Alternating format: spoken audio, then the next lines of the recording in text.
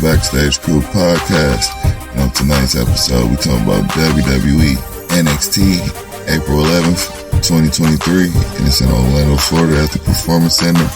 So check y'all. What you think about the show tonight? NXT was going down. It was a lot of matches. It was real fast-paced moving. It was an entertaining show tonight. What you think?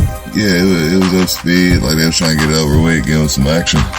First we saw Carmelo come out to the ring, man, and then everybody ended up coming out. Dragon Lee, Waller, McDonagh, man, they all want to be the number one contender. Man, Carmelo set it up for the night, man. We got a 4-way match for the main event to see who's going to be the number one contender. So that's going to be going down, man. Then we had our first match with Fyre and Dawn versus Kiana and Fallon. And what'd you think of that?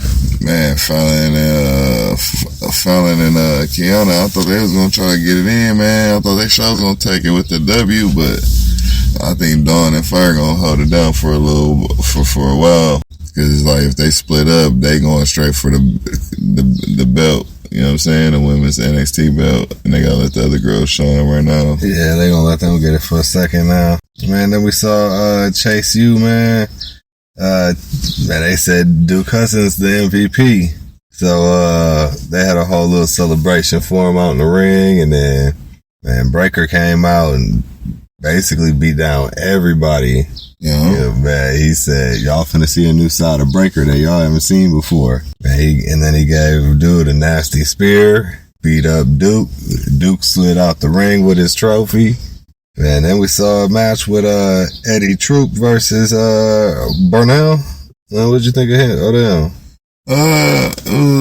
It was my first time seeing him out there like that. Working out there. Eddy pretty good and Bernal pretty good. First time I got to see him a little bit more times, but Eddy ended up coming in with the W. He seemed like a beast. Yeah, pretty good match. My first time seeing him too. Yeah, I agree with you there. And then we saw Tiffany Stratton versus Ruca. I was surprised that my girl Ruca didn't win, man. Yeah, Tiffany, man, she new in the game and she came around with a W. Yeah, they pushing her. Yeah, she going to the top, it looks like. Man. And she good. Yeah, both of them did a lot of counter moves to each other and then like where they couldn't get each other kind of thing. But they pushing Tiffany. Yeah, it was a good match. Then we had Jade in the ring telling Indy Hartwell that this is her NXT. But then we saw she was talking to Valkyria too, and Valkyria came out like, so you know that now they finna start beefing with each other. Yeah, Valkyria gonna be wrecking house. Yeah, and then we saw man, the family, man, I don't know where they were, but they caught Pretty Deadly out here and hit her with the tire iron right to the legs. Yeah, the family ain't going. Yep, threw one of them in the trunk and left one of them laying. Yeah, I like to see where this going. Yeah, so they said that was over the weekend. But and then we saw Wagner versus Dragunov. Man, that was a super good match. Yeah, that was a real good match, man. Probably second best of the night. Yeah. Like you were saying before, Dragunov won it, man. You could tell it's in him. He won it. It's in him. You could tell he been wanting it since he was young. So it's coming out of him. He getting the time and he got the opportunity. You see what he doing with the opportunity. Yeah. Dijak come out at the end of that match. Oh, yeah. And face up against Dragunov, so I can't wait to see what's going on with that. That's gonna be a beastie match.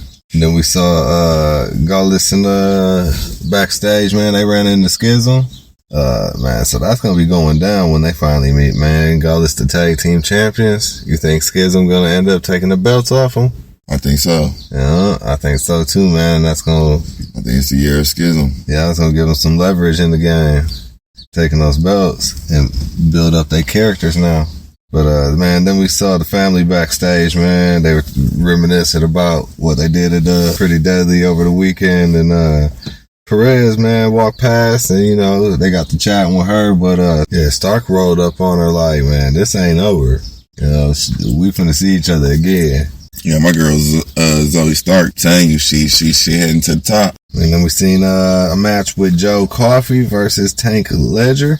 I never seen either one of them before either. Me either, and that was a beastie match, man. That match was going down. It could have went either way with me. Yeah, and we saw Joe Coffey take the win on that one. Yeah, they both brought out the inner animal in both of them. Yeah. So I'd like to see another match. Yeah, for sure, me too. And then for the main event, man, we saw McDonagh versus Dragon Lee versus Duke Hudson versus Waller for the number one contender. Best match of the night. Match of the night, yeah. And the slam of the night. Yeah. Check that out. Yeah, that match was going down tonight, y'all. Check that out. But every single one of these guys that wrestled in the ring, and they was not a filler. They wasn't just a jobber. They wasn't the clown. They all grind hard in that ring. And they put on a show for the fans. Everybody that took time out their day to watch that show, they gave them a good show at the end of the night to go to sleep on. Great job. With Waller, end up taking it with the W, which was super cold how he did it. So y'all should really check that out. Check out the whole show. That match. What you think, Sean? Man, it's going down, man. It's a good match. Well, with that being said, this is the Backstage Krew Podcast. Find us on Facebook, Twitter, Instagram, YouTube, TikTok, Patreon, and Google Podcasts, Apple Podcasts, Spotify, Pandora. You can also find us at www.backstagekrew.com. And check out where you get the Waller t-shirt from.